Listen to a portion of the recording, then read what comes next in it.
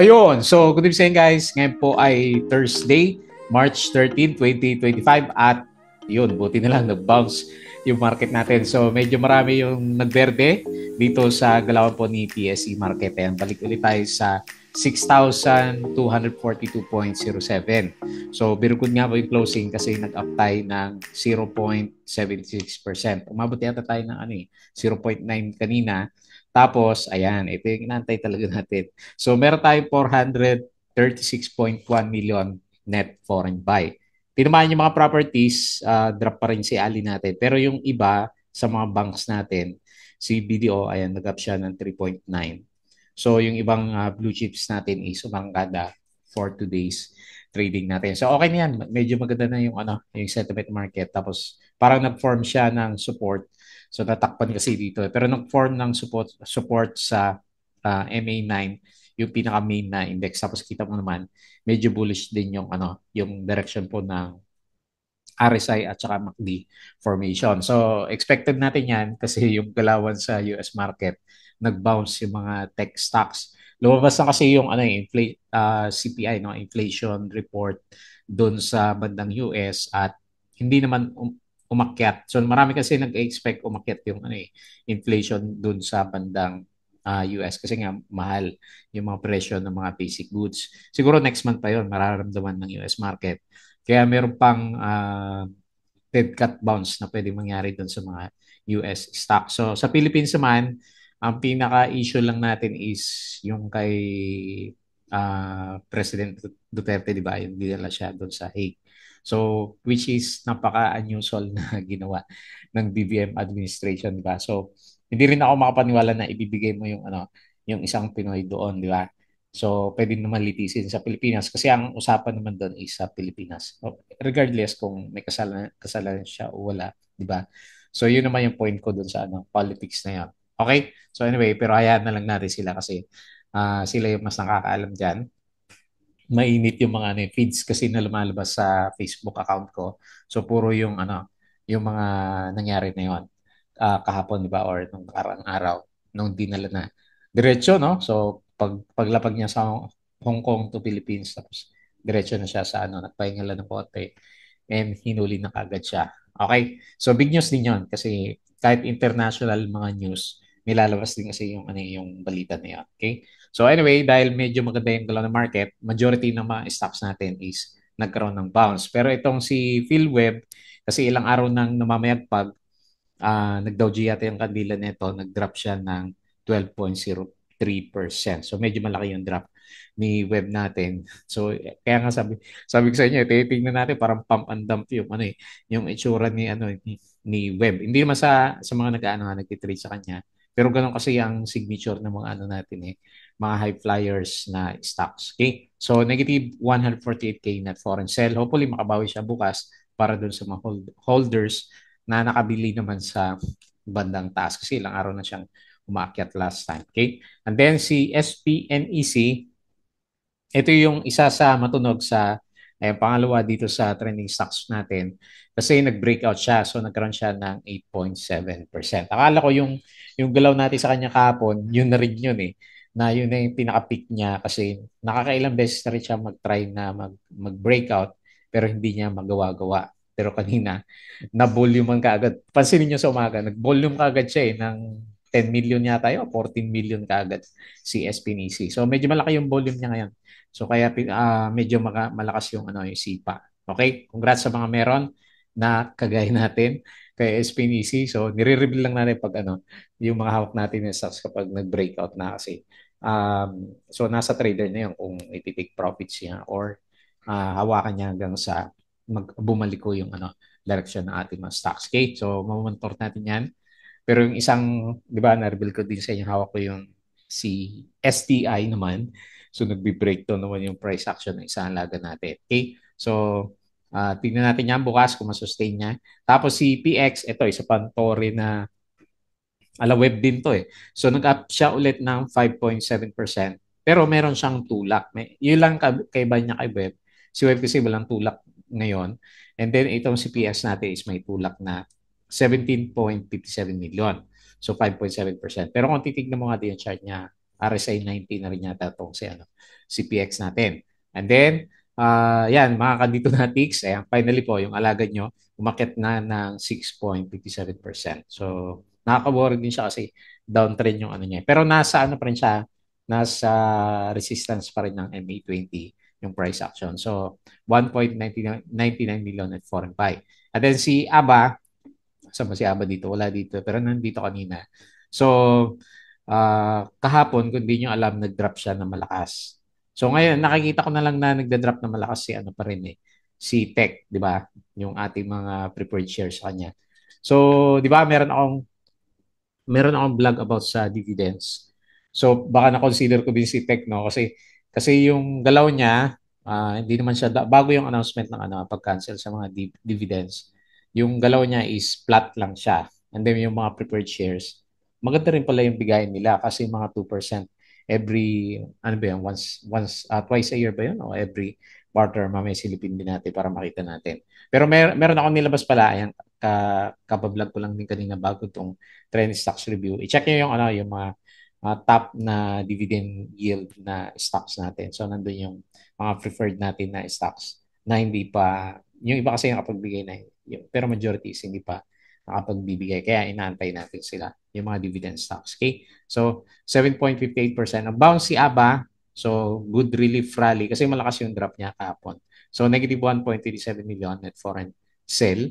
And then si OGP, ayan, so dumidiretso So nakapagbigay na to ng isang dividends So 2.9% and kailan net foreign sell 4.37 million. Okay? So pero overall picture regardless kung drop yung ibang blue chips, gumaganda yung itsura ng market kasi ano ba yung bilang natin kapon? So binibilang natin is around 1.8 billion yung nandito na sa market which is a good sign para sa start ng reversal po natin. Di ba 4 months, 5 months na tayong downtrend sa PSE. Okay? So disclaimer guys, sa mga bago sa channel natin, as usual, yung ating review is for educational purposes lang po itong vlog natin.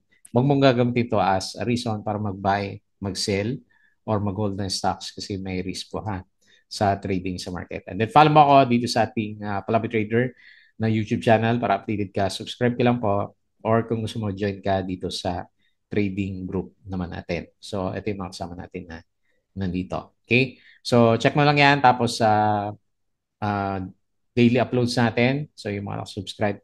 Maraming salamat po. Check mo lang po yung ating uploaded videos. So, ito yung mga listed na dividend stocks natin. So, check mo na lang yung sentiment natin sa kanila. Company reviews, check na lang din po. Wala pa tayong masyadong bago dyan. Profit or loss, mga sample trades sa markets. And basic indicators, yung mga technical analysis, fundamental yung mga risk management market and PSE, stock market studies naman. Okay? So, double check mo na lang yan. Palabi Trader Crypto, follow mo na lang yung ating mga play to earn games. Maglagay kayo tayo. Ang tagal na 3 months na yung huling upload ko dyan. Okay, so double check mo na lang yan para sa mga crypto natin related na activities. So siguro mag-review tayo ng mga meme. Meme kasi yung malakas sa crypto ngayon. Okay. And then follow mo ako dito sa ating Facebook account na Palabay Trader para update ka sa mga posts or dito sa Facebook page. And ito yung bago nating upload. Budagi Peak, yung mga articles natin sa local market. And then Twitter. Andiyan na ba yung summary ng Wala pa, no? Philippine Stock Exchange natin. Ayan, andyan na. Sakto. So, ang daming video lumalabas dito sa feeds na. Naging parang video na si Twitter. Okay. So, tignan natin yung summary. So, good vibes tayo. Kahit na mahina pa rin yung mga alagad natin sa properties kasi siya lang yung nag-drop kasama ni Industrial. So, negative 1.55%. And then, panalo ngayon, mining stocks at saka finance, 2.97 and 2.41%. Pero ito pa rin, good vibes pa rin tayo dyan kahit na nalalaglag yung mga ibang stocks natin kasi nagre-reverse yung itsura ng market natin. Good sign para sa Philippine markets. So, foreign funds bought BDO, BPI, CBC, PSE, Meralco, SCC, SPNEC, FB, Monde, AC, DMC, JT Cap, Aries, Crete, MEG, TEL, at saka si Dito. Foreign funds sold, Metrobank, PNB, Security Bank, ASEN, AP, Manila Water, CNPF, DNL, EMI, ABA, Aboitiz, AGI, Ali, Double Dragon, Robinson Land, Globe, Converge, at saka si Macro Asia naman. So ito yung labanan ng mga blue chips. So mix, parang ano, pantay lang, no?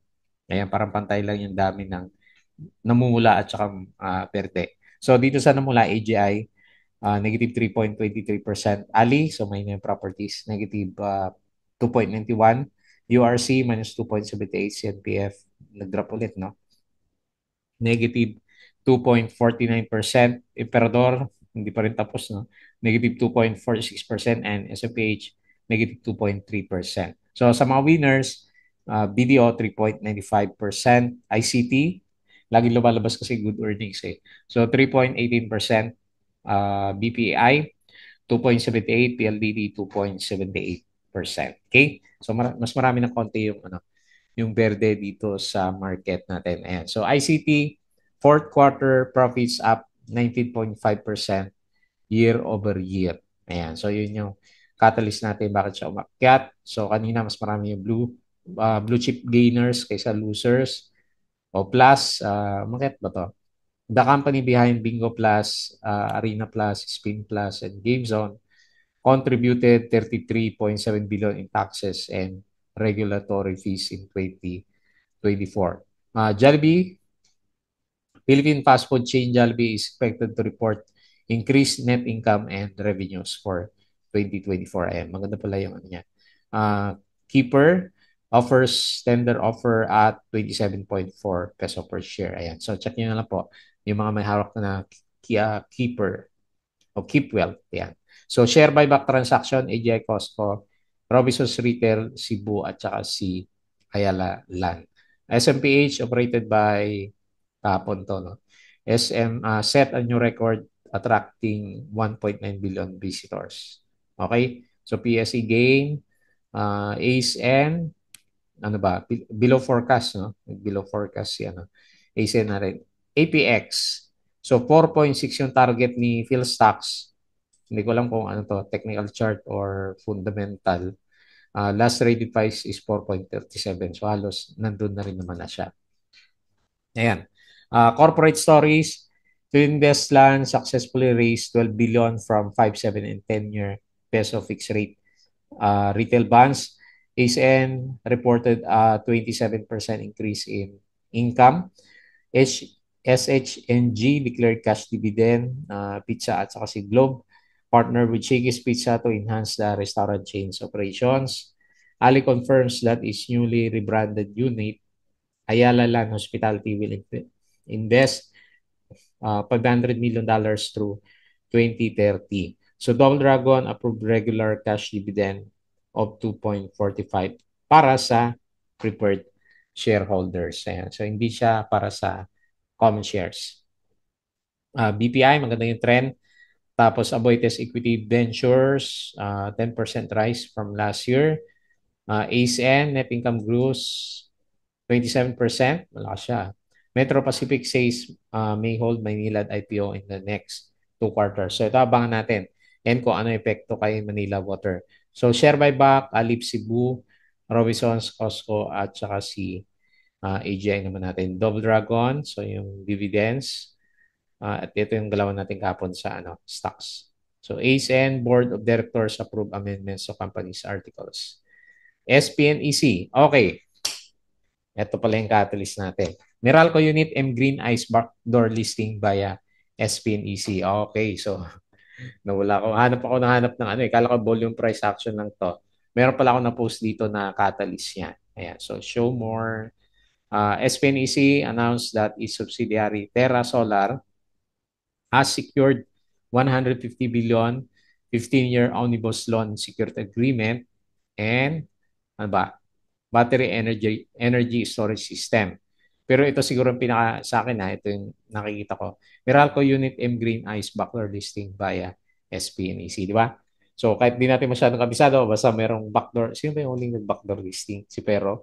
So basta may nakalagay backdoor listing, pumipitik yung stocks natin. Ayan. So yan siguro malamang yung pinaka-catalyst natin. Okay? So AirAsia pwedeng IPO over the next 12 months. US market, ayan. So medyo magandang closing kahapon. Tapos, yung CPI inflation nila mas mababa ng konti kumpara sa previous month. Ayan, kaya maganda yung ano ng market. Pero ngayon parang pullback siya ng konti no? Dito sa US stocks. Okay? So nag-jump majority ng ating mga US companies, especially mga tech. Kasi medyo laggards na sila. Ayan. So guys, yung ating Patreon, yung mga gusto ng guide sa trading sa market, sali lang po kayo dito. So double check na lang yung ating Patreon channel. Ayan. So balik tayo dito sa galawan ni PSE. 6.3 6.3 yung pinaka-resistance. On the way ulit tayo para sa breakout. So hopefully naman bumalik na siya.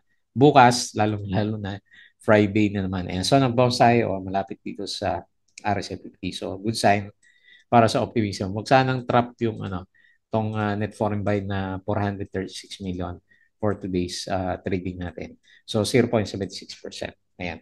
So on the way ulit tayo para sa breakout from 5.8 papunta dito sa 6,300 level natin. So good sign, good sign. Ayan, so nakita na natin yung mga blue chips. Dito tayo sa winner. So SPNC talaga. Ayan, may volume.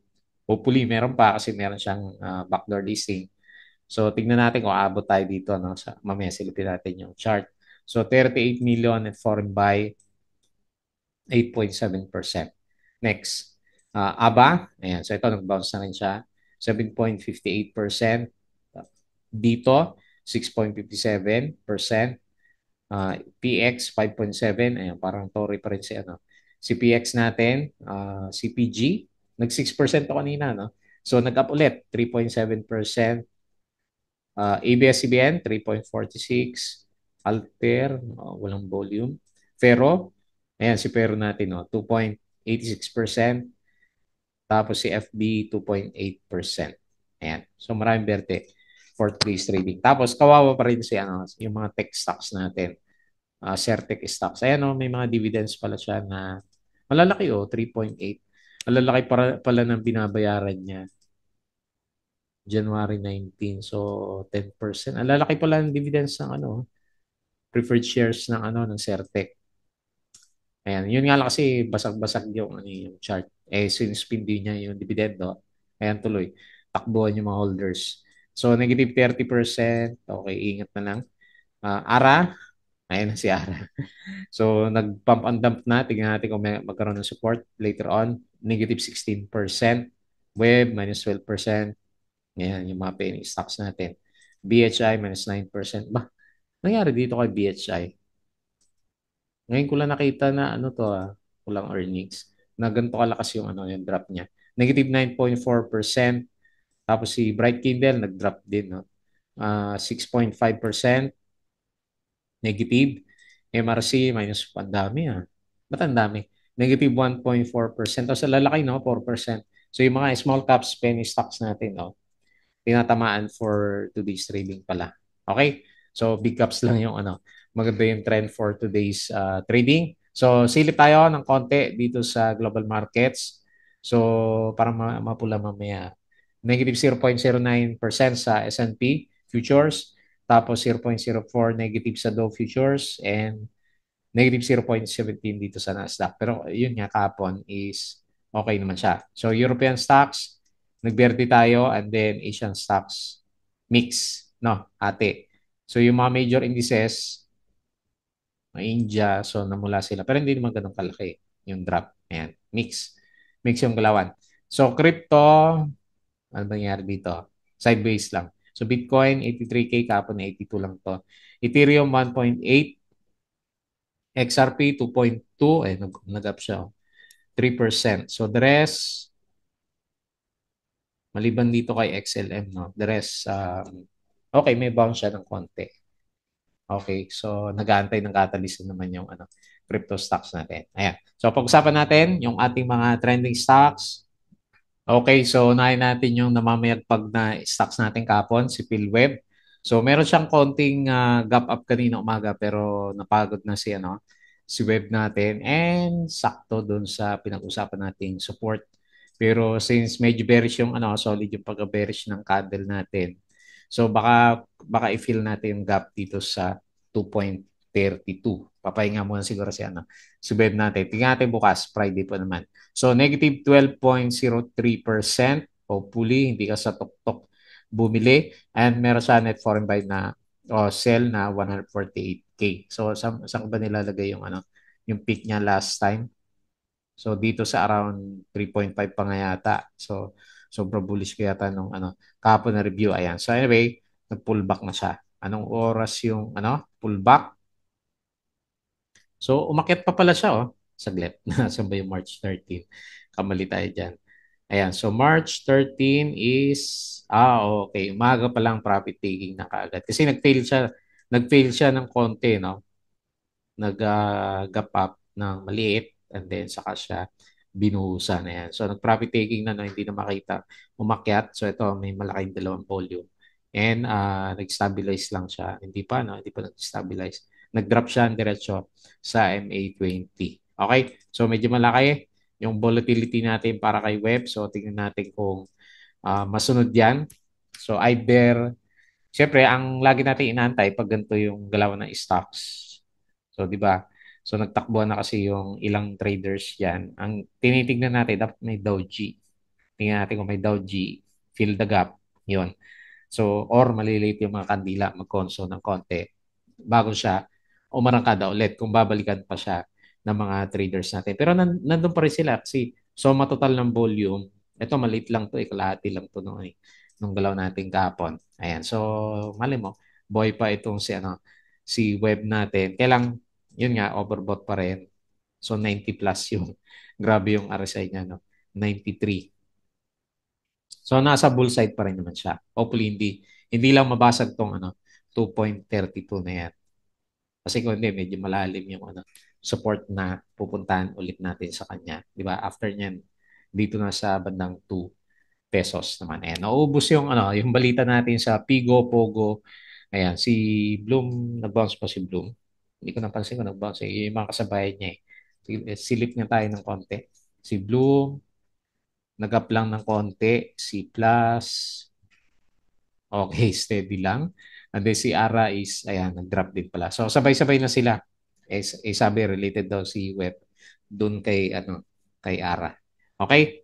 So, bantay na lang doon sa mga may hawak. Next, SPNEC. So, backdoor listing yung nakikita natin na catalyst. Kaya medyo pinundahan ng volume ng konti. Ayan, may volume siya dito last time pala. Cross trade lang to. So, pero ito may volume kasi 167 million yung traded volume niya. So, umaga pa lang may volume na talaga to eh. Ayan, na volumean kaagad ng 9:30 pa lang eh, kaya umarangkada. Ayan, so, congrats doon sa mga nag-ipon sa kanya. Although, mabagal yung galaw niya, uptrend naman siya last time, di ba?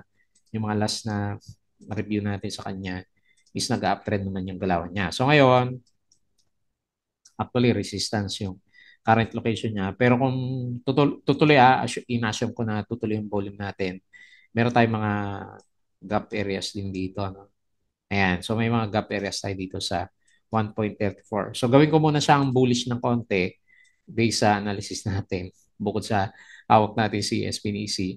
So yung kasi ito 38.71 million net foreign buy. Tapos wala pa naman siya sa overbought condition. So tingnan natin kung may follow-up yung alaga natin na si SPNEC. So 8, malakas na niya, 8.7%. Last time ito, ano ba yung usapan natin dito? Nung umakyat siya dito, meron siyang andito eh. Yung investor, may naantay siya ng investor last time, di ba? So baka ito na yun, yung kay MGen, nakabalik na. Tagal din, no? October. Since din pala to eh, pares yung since September, October 2024. So 4 to 5 months din na nasa drop siya ng SPNC natin. And then finally, nagkaroon siya ng breakout. So syempre gusto natin kasi meron siyang net foreign buy. Yeah. So hopefully meron pa bukas. Next, PX. Ito, dire-diretso lang si PX eh. So siguro hindi umaalis yung mga traders dito, no? May volume siya. So, nag-dividends na siya, hindi magkalaki, 0.4%, pero tinutulak pa rin siya ng volume. Ayan, no? 17.37 million. So, 5.7%. So, lumalabas, mas malakas to, no? Ayun, no? Nasa resistance na siya.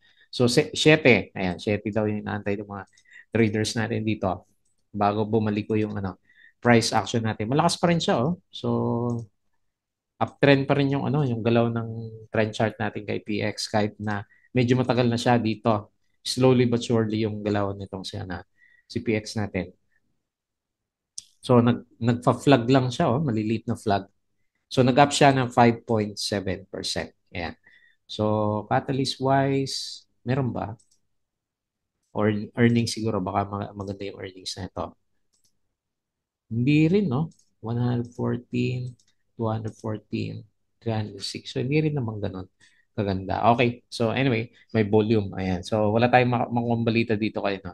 Felix Mining. Hindi ko alam kung tumaas yung presyo ng ng gold. Saglit. Pasilip kay OGP. Hindi rin naman, no? So, balik tayo kay kay PX. Ayan. So, anyway, bullish yung mga traders na rin sa kanya. Okay? So, maganda. Meron siyang tulak ng volume. Next, dito Natix. Yun. So finally, nag-bottom siya. Ayan, nag-Dow siya, no? Nag-Dow yung isang kandila.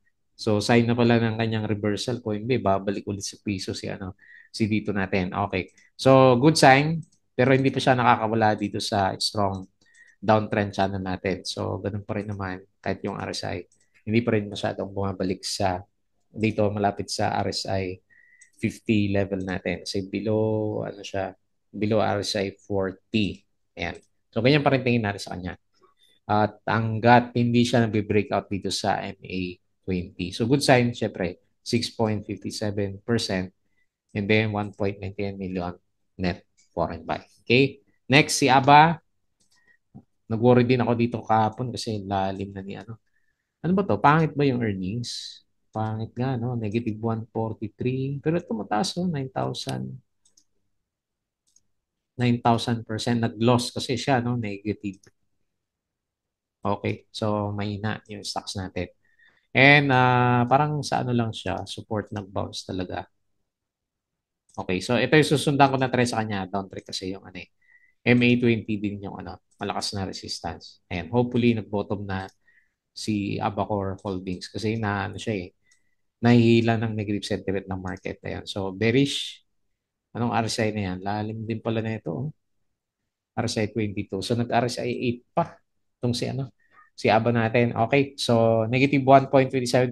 Walang million. Wala siyang foreigners pero nag-up siya malakas. 7.58%. Pero tingin natin parang bounce siya doon sa malakas na drop kahapon. Malakas kasi yung drop ni ABA. Okay? And then lastly, si OGP.